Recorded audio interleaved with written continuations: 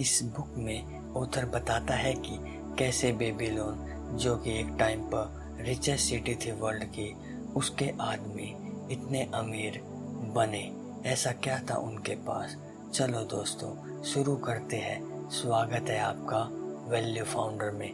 Book में एक बासिर नाम के कैरेक्टर का जिक्र किया गया है, जो कि एक चैरियट बिल्डर यानी कि रथ ठीक करने वाला है। वह दिन भर बहुत मेहनत करता था, लेकिन फिर भी वह अपने इनकम से खुश नहीं था। उसके घर के पास राजा का महल था और उसकी दीवार काफी बड़ी थी। राजा के किले की परछाई बासिर के घर पर पड़ती। बासिर जो भी कमाता था वह ज्यादातर पैसे अच्छे कपड़े और घर खर्च में खत्म हो जाते थे। एक दिन वह अपने दोस्त से बात कर रहा था जब उसका दोस्त उससे रथ ठीक करने वाले औजार मांगने के लिए आया था, जिसका नाम था कोबी। तब बासिर आराम से बैठा था और गहरी सोच में था, तो उसके दोस्त कोबी ने पूछा, लगता है तुम्हारे पर्स में अच्छे खासे पैसे हैं, इसलिए तुम आज कोई काम नहीं कर रहे हो। तभी अचानक बासिर कोबी से पूछता है कि हम क्यों नहीं बन सकते इतने अमीर। अगर हम अमीर बन जाए तो अपने सारे सपनों को पूरा कर सकते हैं। हमने पिछले कुछ सालों में काफी मेहनत की है, यह सोचकर कि भगवान मेहनत का फल हमें जरूर देगा, लेकिन फिर भी हमारे पर्स खाली है। फिर बासिर बोला कि जो आनंद बहुत सारी वेल्थ से मिलता है उसमें अलग ही खुशी है। हम इस दुनिया के सबसे अमीर शहर में रहते हैं कि हम इतने डम यानी कि मूर्ख है कि अब भी हमारे पर्स खाली है, या हम भी गोल्ड एक्वायर यानी कि सोना नहीं कमा सकते। I wish to be a man of means. मैं भी चाहता हूँ मेरे पास बहुत सारी जमीन हो और मेरा पर्स हमेशा पैसों से भरा रहे। जो भी मैं कमाता हूँ वह सब आसानी से खर्च हो जाता है और फिर मुझे अपनी फैमिली जो कि भूखी ना रहे, अपने बच्चों के लिए काफी मेहनत करनी पड़ती। वो भी हम यह जिंदगी पूरी उम्र नहीं जी सकते जिसमें हम डेली हार्ड लेबर करते हैं और कहीं नहीं पहुंच पाते। मुझे लगता है हमने यह नहीं पता है कि दूसरे आदमियों ने गोल्ड कैसे हासिल किया। क्या यह हमें सीखना चाहिए? इस पर कोबी ने बोला, मेरा एक दोस्त है जिसका नाम है अरकद। वह इस शहर के किंग से भी ज्यादा अमीर है। हम उसके पास चलकर उससे पूछते हैं कि उसने यह सब कैसे किया। जिसमें बासिर बोलता कि अगर उसका पर्स मेरे हाथ लग जाए तो मैं उस पे अपना हाथ साफ करना पसंद करूंगा, यानी कि चोरी करना। इस पर कोबी उसे समझाता है कि एक आदमी की वेल्थ उसके पर्स में नहीं छिपी होती, क्योंकि अगर ऐसा होता तो वह उसे खर्च कर देता और फिर वह हमारे जैसा होता। अरकद के पास कोई ऐसी इनकम है जो उसका पर्स फिल करती है और जितनी जल्दी वह खर्च करता है उससे भी जल्दी उसका पर्स दोबारा से फुल हो जाता है। वह यह नॉलेज अपने बेटे के साथ जरूर शेयर करता होगा। चलो अरकद से पूछते हैं ये सब उसने कैसे किया। वह अरकद के पास जाते हैं। अरकद बोलता है कि हमें वेल्थ इसलिए नहीं मिल पाई क्योंकि हमने कभी उसके बारे में सोचा ही नहीं, ना उसे कभी ढूंढने की कोशिश की। कोबी अरकद से पूछता है, हम सेम एज के हैं, एक ही मास्टर से हमने पढ़ाई की है, फिर भी तुमने ऐसा क्या किया कि तुम सिटी के सबसे अमीर इंसान हो और we hardly have enough money for our family once we were equal. Arkad बोलता है, क्या तुम्हें याद नहीं है हमारे मास्टर ने क्या कहा था?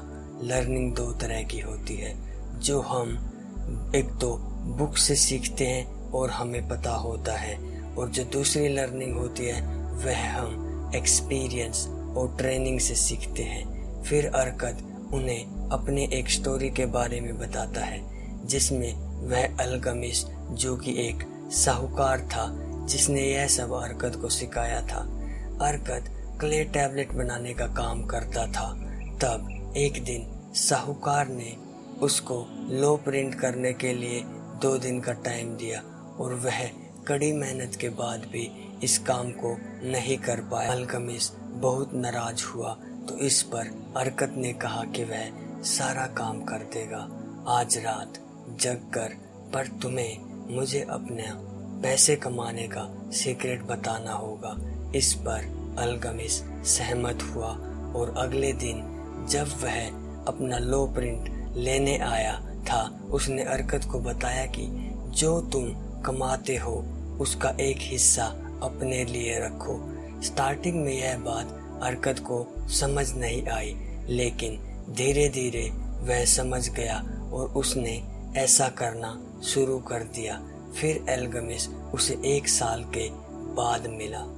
उसने पूछा, क्या तुमने पैसे सेव करने चालू कर दिए हैं? अर्कत ने कहा, हाँ, और मैंने वह पैसे एक ब्रिक मेकर उसे दे दिए हैं।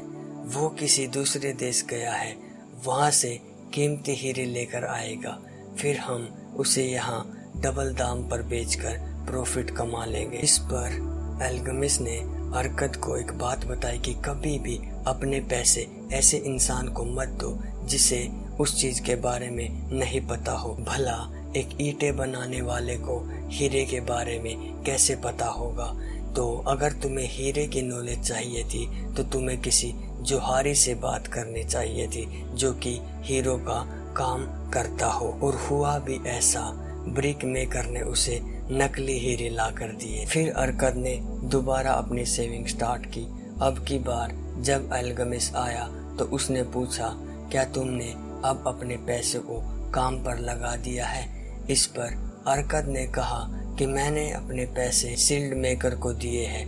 वह हर 4 महीने में मुझे इंटरेस्ट देता है और उस इंटरेस्ट से मैं अपने लिए काफ़ी अच्छे कपड़े खरीदता हूँ और ज़्यादातर पैसे वाइन में खर्च कर देता हूँ। इस पर अल्गमिस ने उसे एक और लेसन बताया कि कभी भी अपने पैसों को तब तक काम पर लगाओ जब तक वह इतने बड़े ना हो जाए कि उसके बाद तुम जितनी स्पीड से पैसे खर्च करो उससे ज़्यादा तेजी से वह तुम्हारे पर्स में आए।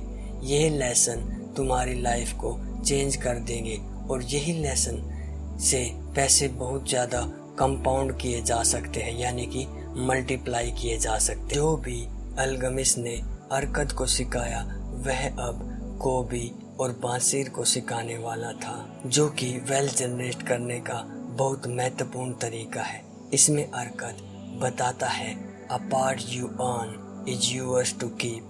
जो भी तुम कमाते हो वो तुम्हारा है, उसे तुम्हें कैसे यूज करना है, कैसे संभालना है, यह तुम्हारी जिम्मेदारी है। अब हम बात करने वाले हैं 7 cures for making you rich, कि कैसे अपने पर्स को मोटा ताजा बनाना है। इसमें सबसे पहला पार्ट है स्टार्ट योर पर्स फैटनिंग। आप जो भी कमाते हो, जो भी काम करते हो, उसमें से कुछ हिस्सा बचाकर अपने लिए जरूर जमा करें और एक टाइम के बाद वह पैसा इतना हो जाएगा कि आप उस पैसे को आसानी से काम पर लगा सकते हैं। इसमें दूसरा क्योर है कंट्रोल योर एक्सपेंडिचर। अपने खर्चों पर लगाम कसे और हर महीने अपनी इनकम का 10% सेव करें। उसके बाद जो बचे उसे अपने खर्च के लिए निकालें। इसमें तीसरा क्योर है जो कि बहुत ही ज़्यादा इम्पोर्टेंट है, मल्टीप्लाई योर गोल्ड। पहले आपने सेव किया, अब आपको अपने पैसे को मल्टीप्लाई करना है, यानी कि अपने पैसे को लेबर पे लगाना है, काम पर लगाना है और फिर उसके बाद उस पैसे से जो कमाई होगी उसे भी काम पर लगाना है। The fourth cure is guard your gold from loss. अब आपको अपने पैसे को लॉस से बचाना है। इसके लिए आपको जिस बिजनेस में नॉलेज हो उसमें अपना पैसा इन्वेस्ट करें, और अगर आपको उस बिजनेस की नॉलेज नहीं है तो किसी पर्सन से जिसे उस बिजनेस का एक्सपीरियंस है उसकी सलाह पर ही इन्वेस्ट करें। फिफ्थ क्योर है अपनी इन्वेस्टमेंट को प्रॉफिटेबल इन्वेस्टमेंट बनाएं। आप ऐसे ही बिजनेस में इन्वेस्ट करें जो कि एक प्रॉफिट का बिजनेस हो, ताकि वह बिजनेस आपके लिए बहुत ज़्यादा पैसे कमाए। The sixth cure is ensure a future income.